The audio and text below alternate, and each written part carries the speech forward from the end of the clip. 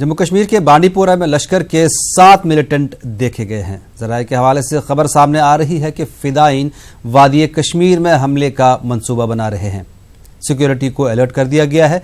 फिलहाल इस मामले पर गहरी नजर रखी जा रही है।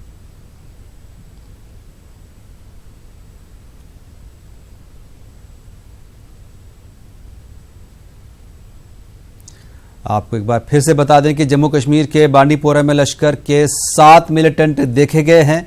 ये खबर जराये के हवाले से आई है और ये भी कहा जा रहा है कि फिदायीन वादी कश्मीर में हमले का मंसूबा बना रहे हैं।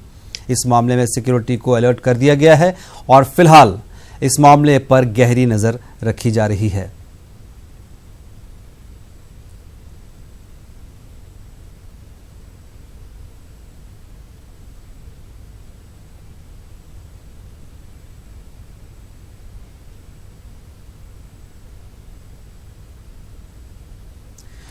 जम्मू कश्मीर के जिला कठुआ के लखनपुर में 3 अफराद को गिरफ्तार किया गया है। उनके कब्जे से 6 AK-47 राइफल्स बरामद की गई हैं और 11,000 नकद रकम भी बरामद की गई है। गिरफ्तार अफराद एक ट्रक में सफर कर रहे थे। फिलहाल पुलिस तफ्तीश में जुटी है।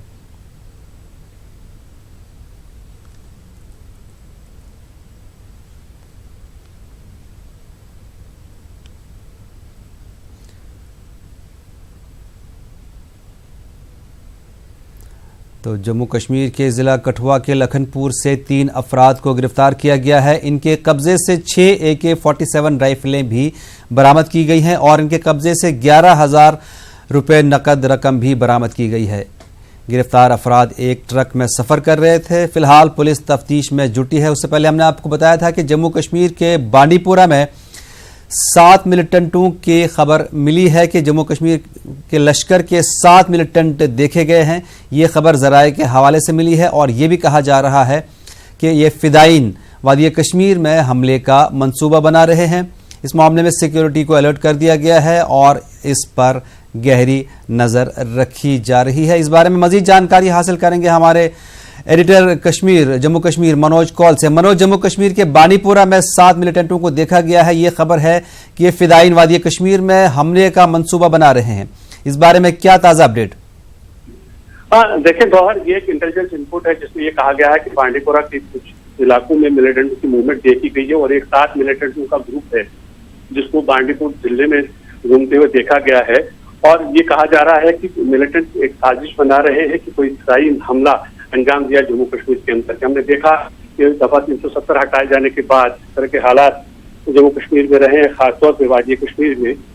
तो मिलिटेंटों की जो मूवमेंट है वो उतनी ज्यादा हमने देखी नहीं है, या जो एनकाउंटर्स होते थे बहुत कम एनकाउंटर्स देखे गए हैं। हालांकि मिलिटेंटों की तरफ से नॉर्थ कश्मीर के सोपोर कस्बे में कुछ कार्रवाई हुई थी जिसमें सिविलियन जख्मी हो गए थे। एक घर में 4 और एक और जो नॉन स्टेट सब्जेक्ट लेबरर था तो उसको जख्मी कर दिया गया था। और हमने बारामूला में ही देखे 2 एनकाउंटर जिसमें 2 मिलिटेंट मारे गए हैं। एक हल्दी आसिफ जो है लश्कर तैयबा का, उसको मार गिराया था सिक्योरिटी फोर्सेज ने। तो उसके बाद से आज जो एक इंटेलिजेंस इनपुट आ रहा है कि बांडीपुर में कुछ इस तरह की जो हरकतें देखी गई है। मिलिटेंट है, 7 मिलिटेंट का एक ग्रुप वहां पे घूम रहा है जो कि एक कोई फिदायीन हमला करने के साथ में। इसके फोर्सेज को अलर्ट कर दिया गया है। कोशिश ये की जा रही है कि अगर किसी भी तरह की कोई हरकत मिलिटेंट की तरफ से की गई, कोई भी जो उन्होंने मंसूबा बनाया हो तो उसे नाकाम बनाया जाए। पुलिस और प्रशासन पहले भी ये कहती आई है कि जो कंट्रोल लाइन के उस पार बहुत सारे ऐसे मिलिटेंट्स बैठे हुए हैं। पाकिस्तान की ये कोशिश है कि मिलिटेंटों को कश्मीर वैली के अंदर दाखिल करा दिया जाए और यहाँ पर हमले करवाए जाएं। लेकिन फिलहाल पुलिस और बाकी जो सिक्योरिटी एजेंसीज है वो काफी अलर्ट है और ये कोशिश की जा रही है कि जो मिलिटेंट है, जो उनका मंसूबा है, उसको नाकाम बनाने के लिए किस तरह की स्ट्रैटेजी अपनानी चाहिए, किस तरह का लाएअमल अपनाना चाहिए। तो मनोज, आज ये खबर आई थी कि मिलिटेंट जो है पानी के रास्ते से अंदर आने की कोशिश करेंगे, सरहद पार करने की कोशिश करेंगे। तो यानी कि मिलिटेंटों ने अब अपना जो ऑपरेशन है, मोड ऑफ ऑपरेशन, वो चेंज करने की कोशिश कर रहे हैं। पहाड़ों के रास्ते ना आके कभी पानी के रास्ते, और उसके अलावा फिदायीन हमलों का भी मंसूबा बना रहे हैं। हाँ देखिए गौहर, हमने देखा कि जब से अगर 30 साल की मिलिटेंसी की बात करें कि जम्मू कश्मीर के अंदर, कश्मीर वैली के अंदर, तो जो हर बार मिलिटेंट्स थे वो अपनी स्ट्रेटजी बदलते रहते हैं और कोशिश उनकी यही रहती है, और पाकिस्तान की तरफ से ये कोशिश रहती है कि ज्यादा से ज्यादा मिलिटेंटों को कंट्रोल लाइन या बॉर्डर के इस पार भेजा जाए। अगर एक जगह पर सख्ती बरती जाए जहां उन्हें लगता है कि ये जो मिलिटेंट की जो मूवमेंट है या मिलिटेंटों का जो दाखिला है जम्मू कश्मीर के अंदर, वो कहीं मुश्किल हो रहा है, तो वो कोशिश करते हैं कि वो दूसरे रास्ते अपनाए जाए। अभी कुछ दिन पहले ही आर्मी की तरफ से ये कहा गया था कि पाकिस्तान न सिर्फ जम्मू कश्मीर में बल्कि पंजाब का जो इलाका है वहां पर भी जो है कोशिश कर रहा है दरअंदाजी कराने की मिलिटेंट्स हैं। तो गोया कि पाकिस्तान की तरफ से ये कोशिश है कि किसी भी तरीके से, किसी भी रास्ते से मिलिटेंटों को जम्मू कश्मीर के अंदर दाखिल करा दिया जाए, भारत के दीगर जो हिस्से हैं वहां पर दाखिल करा दिया जाए, ताकि जिस तरह का माहौल अब मुल्क के अंदर है, जिस तरह का माहौल रियासत जम्मू कश्मीर के अंदर धीरे धीरे होने लगा है, जिंदगी मामूल पर आने लगी है, उसको बिगाड़ा जाए। जी, यानी कि पाकिस्तान इस वक्त पूरी कोशिश कर रहा है कि किसी भी तरह से मिलिटेंटों को कश्मीर के अंदर दरअंदाजी करवाई जाए और माहौल खराब किया जाए। बहुत शुक्रिया मनोज कौल इस तमाम जानकारी के लिए। खिसियानी बिल्ली खंबा नोचे, ये एक कहावत है, लेकिन कश्मीर पर पाकिस्तान की हालत इन दिनों ऐसी ही है। सिफारती सतह पर पाकिस्तान को हर महाज पर मुंह की खानी पड़ी है। इसके बाद उसने इंतहाई बुज़दिलाना कदम उठाया है। उसने कुलभूषण जाधव को दूसरी बार काउंसलर रिसाई देने से इनकार कर दिया है। वजारत खारजा के तर्जमान मोहम्मद फैसल ने एक बयान जारी किया है जिसमें उन्होंने साफ कहा है कि कुलभूषण को दोबारा काउंसलर एक्सेस नहीं दी जाएगी। पाकिस्तान की जानिब से 2 सितंबर को कुलभूषण को सिफारती रसाई दी गई थी। आलमी अदालत के फैसले के बाद पाकिस्तान ने कुलभूषण जाधव को सिफारती रसाई दी थी। शैलेंद्र वांगू हमारे साथ फोन लाइन पर मौजूद हैं। शैलेंद्र, कुलभूषण जाधव को दोबारा काउंसलर एक्सेस देने से इनकार कर दिया है पाकिस्तान ने, इसके बारे में क्या अपडेट, पाकिस्तान ने क्या वजह बताई है? देखिए, इस पूरे मामले पर पाकिस्तान अब अपने कदम पीछे हटाता हुआ दिखाई दे रहा है। आपको बता दें कि इंटरनेशनल कोर्ट ऑफ जस्टिस ने जो फैसला सुनाया था उसके बाद ये मैंडेटरी है पाकिस्तान के लिए, जरूरी है पाकिस्तान के लिए कुलभूषण जाधव की एक्सेस, काउंसलर एक्सेस तो भारत को दे। हालांकि एक बार ये काउंसलर एक्सेस दे दी गई है, लेकिन भारत ने ये भी कह दिया था कि उस मुलाकात के दौरान जो करीब 3 घंटा मुलाकात चली, कुलभूषण जाधव लगातार प्रेशर में दिख रहे थे, तनाव में दिख रहे थे और वो वही बात कह रहे थे जो कि पाकिस्तान उनसे बुलवाना चाहता था। तो ऐसे में भारत ये चाहता है कि इस पूरे मामले में सच सामने आए, ये पता चल सके कि कुलभूषण जाधव किन हालातों में उनको ईरान से पाकिस्तान लाया गया, कौन लोग उनको लेकर आए, किस तरह से उनका फर्जी मिलिट्री ट्रायल चलाया गया। पर इन तमाम पहलुओं पर, इन तमाम सवालों पर तभी पर्दा उठ पाएगा कि जब कुलभूषण जाधव की free and fair consular access Bharat को मिलेगी। लेकिन एक बार देने के बाद ही पाकिस्तान ने अपने हाथ अब पीछे कर लिए हैं और वो कह रहा है, पाकिस्तान के फॉरेन मिनिस्ट्री के स्पोक्स पर्सन फैजल, वो ये कह रहे हैं कि दोबारा भारत को कुलभूषण जाधव की काउंसलर एक्सेस नहीं दी जाएगी, यानी कि राजनयिक मदद अब भारत को नहीं दी जाएगी। तो ऐसे में जाहिर तौर पर पाकिस्तान बौखलाया हुआ है, वो नहीं चाहता है कि इस पूरे मामले में सच सामने आए, इसीलिए इस तरह के बयान दिए जा रहे हैं। लेकिन आज शाम को, आज करीब 4 बजे भारतीय विदेश मंत्रालय की भी एक प्रेस कॉन्फ्रेंस होनी है, काफी अहम प्रेस कॉन्फ्रेंस होगी। उसमें यह साफ किया जाएगा कि एक तो ये कि जो कुलभूषण जाधव मामले में तफसीली रिपोर्ट हमारे पास आनी थी इंडियन हाई कमीशन इस्लामाबाद से, वो आई है या नहीं। दूसरा ये कि अब इस पूरे मामले को लेकर भारत का अगला रुख क्या होगा, ये आज शाम को होने वाली प्रेस कॉन्फ्रेंस में साफ हो पाएगा। जी, बहुत शुक्रिया शैलेंद्र वांगू इस तमाम जानकारी के लिए। जम्मू कश्मीर के गवर्नर सत्यपाल मलिक ने मेवा काश्तकारों को मेवाजात फरोख्त करने से बाज रहने की धमकी देने वाले मिलिटेंटों को इंतबाह दिया है। गवर्नर ने कहा है कि वो ऐसी हरकतों से बाज आ जाएं। श्रीनगर में काश्तकारों की एक तकरीब से खिताब के दौरान मलिक ने कहा कि ऐसी धमकी देने वाले किसी भी शख्स से सख्ती से निपटा जाएगा। गवर्नर ने कहा कि काश्तकारों को मेवा फरोख्त करने के लिए मजबूर नहीं किया जाएगा, ताहम जो भी आएगा उसका खैर मकदम किया जाएगा। गवर्नर ने सोपोर में एक मेवा काश्तकार और उनके अहल खाना पर मिलिटेंट हमले का भी जिक्र किया। चेतावनी के तौर पे यहाँ कहना चाहता हूँ कि जो लोग हमारे किसान भाइयों को धमका रहे हैं वो जल्दी से अपना रवैया बदल लें, वरना हम अपने किसानों और जो खरीद करने का जो सिस्टम है उसको पूरी सिक्योरिटी देंगे, उनकी हिफाजत करेंगे और जो उनके साथ जाती करेगा उसको इमीडिएटली पनिश करेंगे। लिहाजा मैं कहूंगा कि किसानों को कोई तंग न करे, धमकाए नहीं। किसान खुद नहीं चाहता, हम जबरदस्ती लेने नहीं जाएंगे, लेकिन अगर वो बेच रहा है और उसको आप धमकी दे रहे हैं, उसकी 2 साल की बच्ची को भी गोली मार रहे हैं, तो फिर आप बहुत दिन तक बाहर नहीं रहेंगे। जम्मू कश्मीर के गवर्नर के मुशीर फारूक अहमद खान ने यकीन दिलाते हुए कहा है कि वादी कश्मीर में मोबाइल फ़ोन खिदमात कुछ दिनों में बहाल कर दी जाएंगी। खान ने कहा कि श्रीनगर और पूरी वादी में हालात में बेहतरी आई है, साथ ही तरक्याती काम भी शुरू हो गए हैं। जिन ताजरों ने मुख्तलिफ बैंकों से लोन हासिल किए हैं और सूद में रियायत की मांग कर रहे हैं, उनके हवाले से पूछे गए एक सवाल के जवाब में खान ने कहा कि तमाम तरह के बहबूदी के इकदामात हुकूमत के ज़ेर गौर हैं। डेवलपमेंटल स्टेप है और इसी तरीके से डेवलपमेंटल एक्टिविटीज हमारी चल रही हैं, जो शुरू की गई थी वो भी चल रही हैं। लेकिन अगर किसी वजह से किसी को वो पसंद नहीं आ रही तो वो उसकी अपनी तबीयत शायद ख़राब है, वरना डेवलपमेंटल कार्रवाइयाँ सारी की सारी बराबर तरीके से चल रही हैं और हर एक कोशिश की जा रही है कि ख़ुसूसी तौर पर कश्मीर में रहने वाले और बिलअमूम पूरी रियासत के लोगों के लिए एक खुशगवार माहौल कायम कर दिया जाए, ताकि डेवलपमेंटल एक्टिविटीज़ जो हमेशा रुकी रहती थी यहाँ पे वो पूरी तरह से से बात चल रही थी कि मोबाइल नेटवर्क खोल दिया जाएगा कॉलिंग के हवाले से, क्या ऐसा कोई है? जी हाँ, आप जल्द ही आपको ये खुशखबरी मिल जाएगी। हालात का जायजा लिया जा रहा है, जैसे जैसे हालात ठीक होते जाएंगे वैसे वैसे बाकी इकदाम भी किए जाएंगे। श्रीनगर के बेशतर इलाकों में मुसलसल 39वें रोज भी दफा 144 नाफिज है। हसास मकामात पर भारी तादाद में सिक्योरिटी एहलकार तैनात हैं ताकि अमन अमान की सूरत हाल बरकरार रहे। वहीं दुकानें और तिजारती मराकज भी बंद हैं, जबकि निजी गाड़ियों की आमद रफ्त सड़कों पर देखी जा सकती है।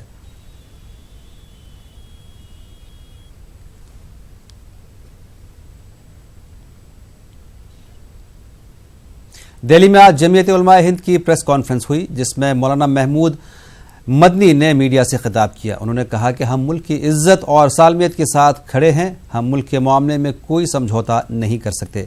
वहीं उन्होंने कहा कि हमारे दरमियान इख्तलाफात हो सकते हैं, लेकिन मुल्क के मसाइल पर हम हमेशा एक साथ रहे हैं और एक साथ रहेंगे। वहीं उन्होंने कश्मीर के मामले में कहा कि हमने इसके लिए कई बार रेजोल्यूशन पास किए हैं। दूसरी तरफ उन्होंने पाकिस्तान को भी निशाना बनाया है। उन्होंने कहा कि पाकिस्तान हिंदुस्तानी मुसलमानों को अपने झमेलों में न घसीटे। हमारा देश है और हम अपने देश के साथ खड़े हैं, देश की इज्जत के साथ, देश की सलामती के साथ, देश की सिक्योरिटी और इंटीग्रिटी, दोनों चीजों पर कोई समझौता किसी कीमत पर नहीं किया जा सकता। हम पूरी तरह अपने मुल्क के साथ हैं और चेताना चाहते हैं मुल्क दुश्मन ताकतों को, चाहे वो अंदर की हो और चाहे बाहर की हो, कि हमारे मतभेद हो सकते हैं, लेकिन नेशनल इशू पर हम अपने नेशन के साथ थे, हैं और रहेंगे। और ये नए नहीं हुए हम अचानक, हमारा पास्ट इसका गवाह है, हमारी हिस्ट्री इसकी गवाह है।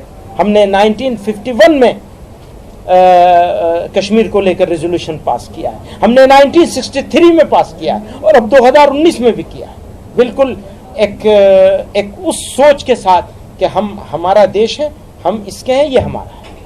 हमारा दुश्मन, हमारा पड़ोसी मुल्क पाकिस्तान, साफ साफ कहूं, पाकिस्तान दुनिया भर को ये दिखाने की कोशिश कर रहा है भारत के खिलाफ कि भारत से तुम लड़ो, लेकिन ये कि भारत के मुसलमानों को इसमें एक पार्टी बनाने की कोशिश हो रही है। हम इसको कंडेम करते हैं। भारत का मुसलमान कोई तीसरी पार्टी नहीं, भारत का मुसलमान भारतीय है, भारत के साथ है, अपने देश के साथ।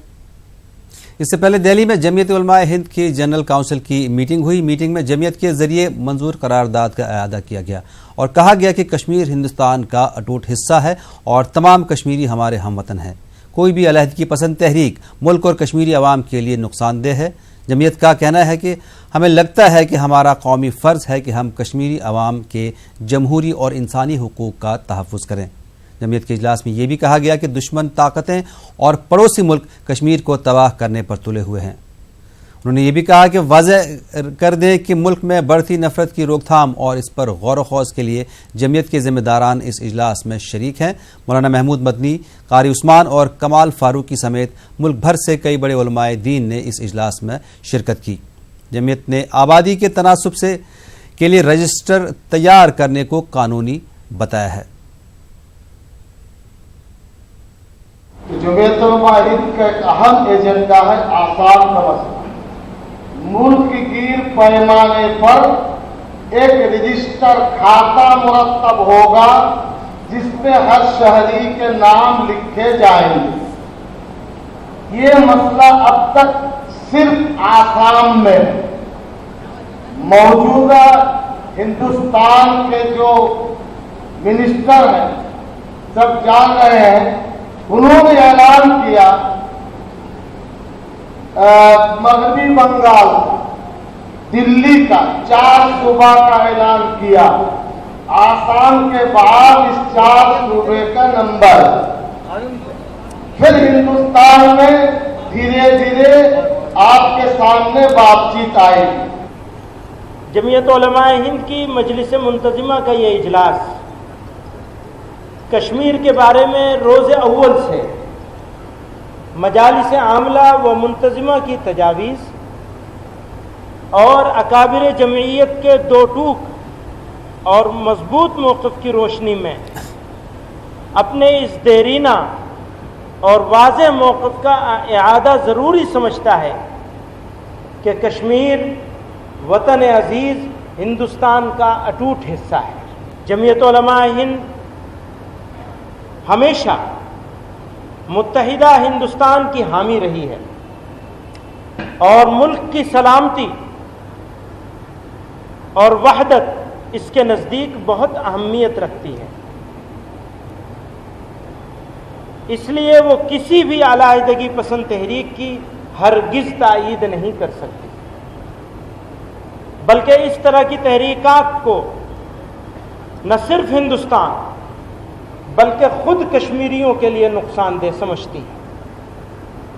इसी के साथ हम कश्मीरी अवाम की आरजुओं, खुददारी और तहजीबी शनाख्त के तकाज़ों से हरगिज़ बेपरवाह नहीं।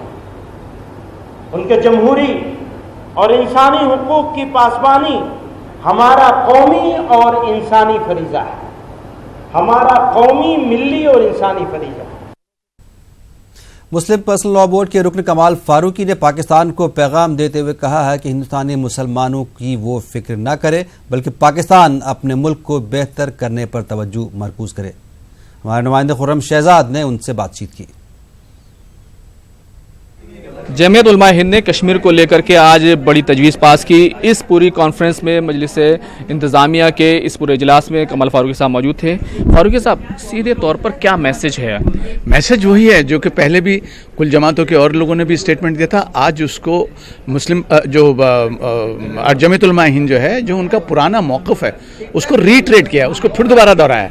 ऐसा नहीं है कि आज ज़रूरत महसूस हुई है, जैसे जनरल सेक्रेटरी साहब ने फरमाया 1951 से जमीयत उलमा का बिल्कुल यही वो है, इरादा है, यही उसका स्टैंड है कि कश्मीर जो है वो हिंदुस्तान का इंटीग्रल पार्ट है, उसके ऊपर किसी किस्म का कोई कंप्रोमाइज़ नहीं हो सकता। मुसलमानों की इतनी बड़ी तंजीम, सारे लोग शामिल, फिर इस तरह की सफाई देने की क्या ज़रूरत? ये सफाई नहीं है, कभी कभी ये ज़रूरी होता है कि आदमी उसको रीट्रेट करे ताकि बाकी मुल्क के लोग भाग। और जो हमारे ताल्लुक़ से एक गलत फहमियाँ फैलाते हैं सोशल मीडिया पे, जहाँ तरह तरह की मुसलमानों के ताल्लुक़ से जो इल्ज़ामात लगाते हैं, उनके लिए बहुत ज़रूरी है, मुल्क वालों को जानना बहुत ज़रूरी है कि कश्मीर के ताल्लुक़ से मुसलमानों का stand right from the day one वही है जो आज रीट्रेट किया गया है। पाकिस्तान को लेकर के भी आपने कहा कि पाकिस्तान कश्मीरियों को मोर्चा बना रहा है, ये क्या चीज़ है?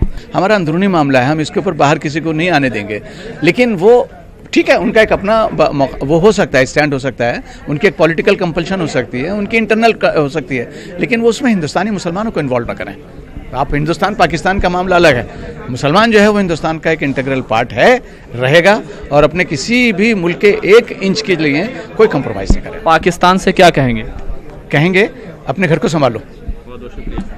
तो ये थे कमाल फारूकी जिन्होंने कहा कि पाकिस्तान को अपना देश, अपना मुल्क, अपने आप को संभालना चाहिए, हिंदुस्तानी मुसलमानों की फिक्र छोड़ देनी चाहिए। कैमरामैन सोनू मंडल के साथ खुर्रम शहजाद, न्यूज़ 18 दिल्ली।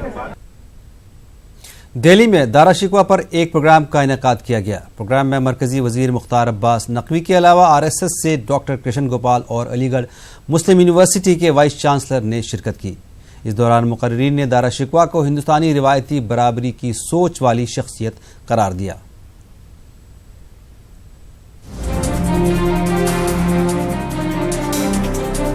दिल्ली के कॉन्स्टिट्यूशन क्लब में मुगल हुक्मरान औरंगजेब के भाई दारा शिकोह और हिंदुस्तानी रिवायती बराबरी की सोच पर गुफ्तगू हो रही है। बातचीत में शामिल होने मरकजी वजीर मुख्तार अब्बास नकवी के साथ साथ डॉक्टर कृष्ण गोपाल भी पहुंचे हैं। दारा इस समन्वयवादी परंपरा का प्रतीक है। उसने इस्लाम छोड़ा नहीं था, इस्लाम का पाबंद था, वो कुरान का पाबंद था, वो नमाज भी ठीक टाइम पर पढ़ता था। तो उसने इतना अपराध जरूर किया था, भारत की परंपरा में से ढूंढता था समन्वय के धागे कहाँ है, समन्वय के सूत्र कहाँ हैं। एक बहुत बड़ी जनसंख्या इस देश में रहती है। इन जनसंख्या के लोगों में विद्वान लोग भी हैं, पढ़े लिखे लोग भी हैं, जो अध्ययन करते हैं, हजारों साल से ग्रंथ लिख करके लेकर के बैठे हैं। उनमें क्या है? उन ग्रंथों को गहराई से अध्ययन किया उसने। उन ग्रंथों को अध्ययन करने के बाद उसको लगा समन्वय हो सकता है, सामंजस्य के रास्ते हो सकते हैं। औरंगजेब को लगा ये बड़ा खतरा है मेरे लिए। इस मौके पर दारा शिकोह के जरिए उपनिषद के तर्जुमे को हिंदुस्तानियत बताया गया। मरकजी वजीर मुख्तार अब्बास नकवी ने दारा शिकोह को औरंगजेब की कट्टरता का शिकार बताते हुए लेफ्ट दानिश्वरों पर हमला बोलते हुए कहा कि दारा शिकोह बाएं बाजू के दानिश्वरों के इंटॉलरेंस का शिकार हुए। जिस तरह से दारा शिकोह अपने पूरे के पूरे जीवन काल में औरंगजेबी कट्टरता का शिकार रहा, उसी तरह से मरने के बाद या उसकी हत्या होने के बाद जो आज का युग है, उससे पहले जो युग रहा होगा, यहाँ पर बहुत इतिहासकार हैं, वो हमारे जो बहुत बुद्धिजीवी इतिहासकार, कभी कभी सेकुलर इतिहासकार कहे जाते हैं, कभी कभी वामपंथी इतिहासकार कहे जाते हैं, उनकी असहिष्णुता का भी शिकार रहा। अलीगढ़ मुस्लिम यूनिवर्सिटी के वाइस चांसलर तारिक मंसूर ने दारा शिकोह के ऊपर कौमी सतह पर दारा शिकोह सेंटर बनाने की बात की। साथ ही साथ मुस्लिम यूनिवर्सिटी में दारा शिकोह चेयर बनाने का भी ऐलान किया। न्यूज़ 18 उर्दू, नई दिल्ली। 2008 में हुए पानगांव फसाद केस के 13 मुलजमीन को बाइज्जत बरी कर दिया गया है। बॉम्बे हाई कोर्ट की औरंगाबाद बेंच ने यह फैसला सुनाया और महाराष्ट्र हुकूमत की अर्जी को मुस्तरद कर दिया। जमीयत उलमा महाराष्ट्र लीगल टीम की कोशिशों के नतीजे में अक़लियती फ़िरक़े के 13 नौजवान बरी कर दिए गए हैं। 2 साल कबल 43 अफराद को ज़िला एडिशनल सेशंस कोर्ट ने बरी किया था। महाराष्ट्र हुकूमत ने इस फैसले को चैलेंज किया था। बाद में बॉम्बे हाई कोर्ट में 13 मुलजमीन की अर्जियों पर समाअत हुई और तवील बहस और कानूनी नुकात पर गौर ख़ौज़ के बाद कोर्ट ने अपना फैसला सुनाते हुए 13 मुलजमीन को बरी कर दिया और महाराष्ट्र हुकूमत की अपील को मुस्तरद कर दिया। वाज़ेह है कि 26 दिसंबर 2008 को लातूर के पानगांव में फ़िरका वाराना फसाद हुआ था। इस फसाद में 3 अफराद मारे गए थे।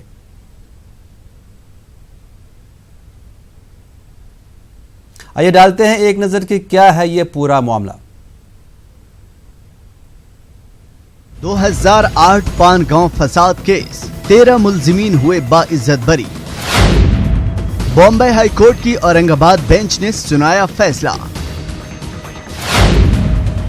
महाराष्ट्र हुकूमत की अर्जी मुस्तरद। जमीयत उलमा महाराष्ट्र लीगल टीम की कोशिशों का नतीजा। 2 साल कबल 43 अफराद को जिला एडिशन सेशंस कोर्ट ने किया था बरी। महाराष्ट्र हुकूमत ने फैसले को किया था चैलेंज। बॉम्बे हाई कोर्ट में 13 मुलजिमीन की अर्जियों पर हुई समाअत। तवील बहस और कानूनी नुकात पर गौर ख़ौज़ के बाद कोर्ट ने सुनाया फैसला। अदालत ने महाराष्ट्र हुकूमत की अपील को किया मुस्तरद। 26 दिसंबर 2008 को लातूर के पानगांव में हुआ था फ़िरका वाराना फसाद। फसाद में 3 अफराद मारे गए थे। पुलिस ने अक़लियती फ़िरक़े के 100 लोगों को गिरफ्तार किया था। बाद में कुछ लोगों को तफ्तीश के बाद छोड़ दिया गया था। बकिया के खिलाफ मुख्तलिफ दफात के तहत मुकदमा हुआ था दर्ज। 9 बरसों से लातूर एडिशनल सेशन अदालत में चल रहा था मामला। 2 साल पहले सेशन कोर्ट ने 43 अफराद को बाइज्जत बरी कर दिया था। हुकूमत महाराष्ट्र की अपील पर दोबारा बॉम्बे हाई कोर्ट में हुई समाअत और आखिरकार अक़लियती फिरके के 13 अफराद को भी बरी कर दिया गया। 2008 यूपी के साहिबाबाद पासपोर्ट सेवा केंद्र में पासपोर्ट अफसर की बदसलूकी का मामला सामने आया है। पासपोर्ट इंचार्ज सुब्रत हाजरा से सवाल करने की वजह से पासपोर्ट अप्लाई करने वाले शख्स की पिटाई की गई और उसके साथ बदसलूकी की गई। वीडियो ट्विटर पर खूब वायरल हो रहा है। मुतासिर अनमोल जैन नामी शख्स ने अपने ट्विटर पर वीडियो और पैगाम के जरिए वजीर आजम नरेंद्र मोदी, वजीर दाखिला और वजीर खारजा से मदद की अपील की है और कहा है कि अगर ये आपका न्यू इंडिया है तो ऐसे न्यू इंडिया में कोई रहना पसंद नहीं करेगा। सर सरकार नहीं बोलती क्या? अरे लिखा तो है, यहाँ जाके पढ़ जाओ। सरकार बोली? कोई सरकार नहीं बोली है। सरकार नहीं बोली डिजी लॉकर वाले। अरे लिखा है ना, लिखा। सर हमसे बात करिए। मारो खींच के चल मारो। तो समझा जाओ तेरे को। हाँ पर हमसे बात ही नहीं कर रहे सर। तेरे को चल।